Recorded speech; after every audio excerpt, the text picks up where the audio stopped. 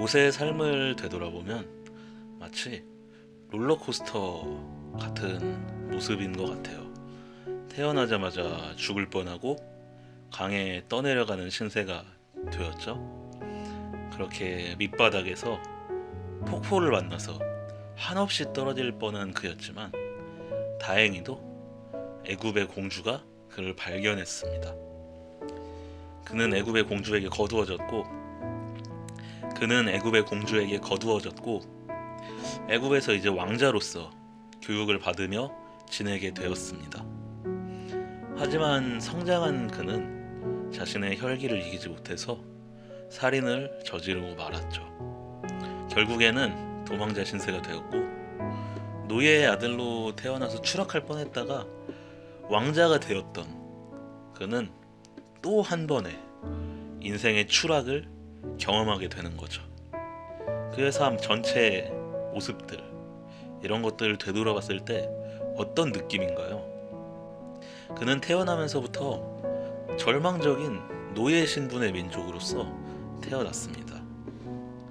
하지만 모세 자신은 자기의 민족, 자기의 형제들, 그러니까 이스라엘 백성들과는 달리 왕궁 안에서 편하게 지낼 수가 있었겠죠.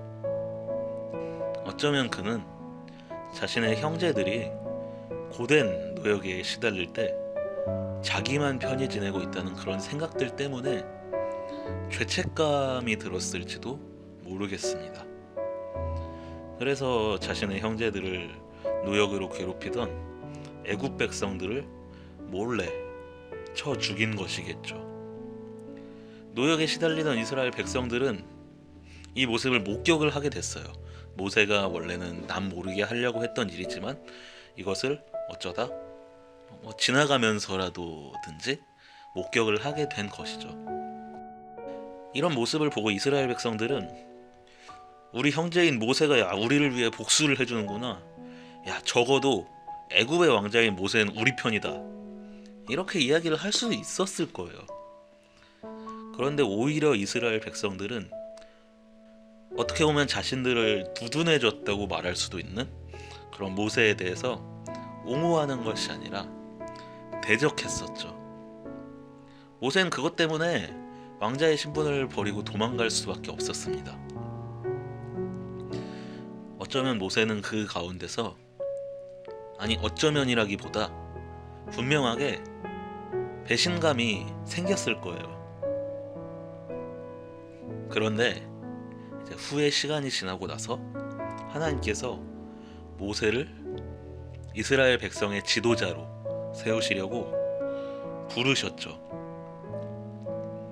여기서 모세는 이 일을 해야 된다는 동기 자체가 굉장히 얕았어요. 원래는 물론 자신의 형제라고는 할 수 있었겠지만 자기를 배신했던 저들을 살려야 될 이유가 모세에게 있었을까요?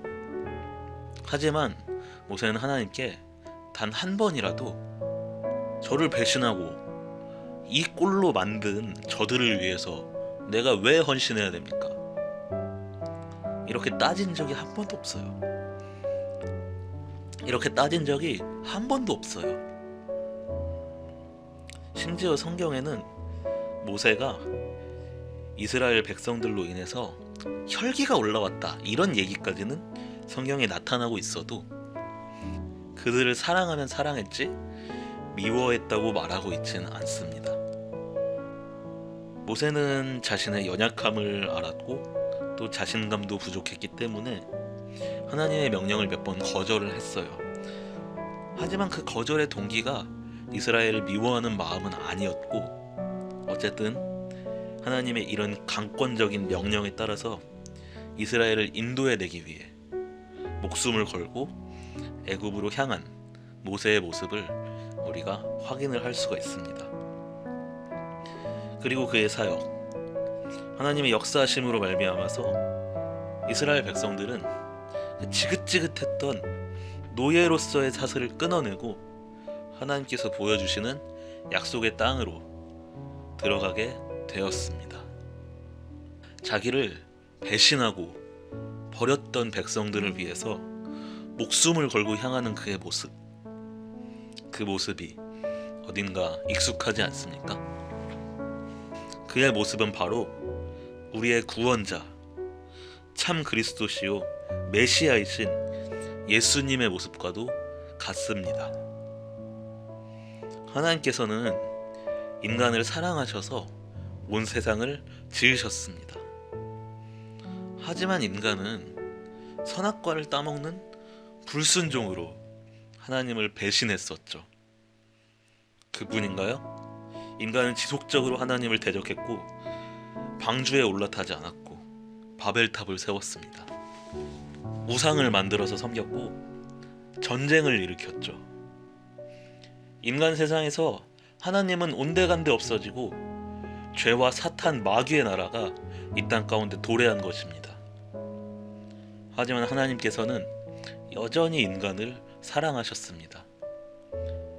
그래서 목숨을 내걸고 결전의 땅, 마귀의 나라, 이 땅 가운데로 직접 찾아오신 것이죠. 그리고 우리를 위하여 죽으시고 그 죽음을 이겨내셨습니다. 사탄 마귀의 세력을 이기신 것이죠. 사탄의 나라는 멸망했고 하나님의 나라가 이 땅 가운데에 도래한 것입니다. 그리고 지금도 그 약속을 믿는 자들을 약속의 땅으로 인도해내고 계십니다. 믿으십니까? 이렇게 믿는 여러분들에게 주님께서 원하시는 것, 그것은 바로 이러한 예수님을 닮은 삶을 살아내는 것입니다. 자기를 부인하고 자기 십자가를 지고 주님을 따르는 삶을 살아내는 것입니다. 그것이 바로 모세의 삶이었고 이제는 우리의 삶이 되어야 하는 줄로 믿습니다. 우리 삶 속에도 얼마나 내리막길이 많은지 몰라요. 오르막길을 향해서 계속해서 순항해 가고 있는 것 같았는데 어느 순간 갑작스럽게 내리막길이 찾아오는 것이죠. 친했던 친구나 믿었던 가족에게 배신을 당합니다. 사기를 당해서 큰 빚을 지고 물질적인 어려움에 처해질 수도 있죠. 직장에서 정리해고를 당해서 내 가족을 어떻게 먹여 살려야 하나 하는 그런 막막한 앞길이 펼쳐지는 경우도 생길 수가 있습니다. 이러한 삶의 내리막길에서 하나님께서 여러분들에게 요구하시는 것은 단 하나, 나의 생각, 세상의 생각, 마귀의 생각을 의지하지 말고 하나님의 뜻을 따르는 것입니다. 이것이야말로 자기를 부인하고 자기 십자가를 지고 주님을 따르는 삶의 모습인 것이죠. 나의 생각과 세상의 생각을 의지하는 것은 자기를 부인하지 못하는 것입니다. 모세가 자기를 부인하지 못하고 자기 생각을 앞세웠다면 이스라엘 백성들을 향한 복수심이 먼저 일었겠죠. 그 복수심 때문에 하나님의 일을 하지 못했을 것입니다. 하지만 모세는 자기 생각을 버리고 자기를 부인했습니다. 이렇게 자기 부인의 삶, 십자가를 지고 나아가는 삶을 살았을 때에 우리는 이제 어떤 것을 볼 수가 있을까요? 물론 십자가에 못 박혀 죽게 될 상황에 처할 것입니다. 하지만 죽음이 없다면 부활도 없듯이 자기 십자가를 지고 죽지 않으면 부활의 기쁨 또한 맛볼 수가 없습니다. 노예 신분에서 벗어나서 가나안 땅으로 들어가게 되는 그러한 기쁨을 맛볼 수가 없습니다. 우리가 그 기쁨을 맛보기 위해서는 반드시 자기를 부인하고 자기 십자가를 지고 주님의 길을 따라야 할 줄로 믿습니다. 예수님께서 말씀하십니다.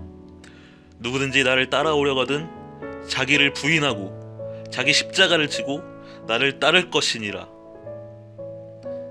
모든 성도 여러분들이 주님의 말씀을 따라 자기 부인의 삶, 자기 십자가를 지는 삶을 살아내셔서 다시 사는 부활의 놀라운 기적을 맛보시게 되기를 예수님의 이름으로 간절히 축원드립니다.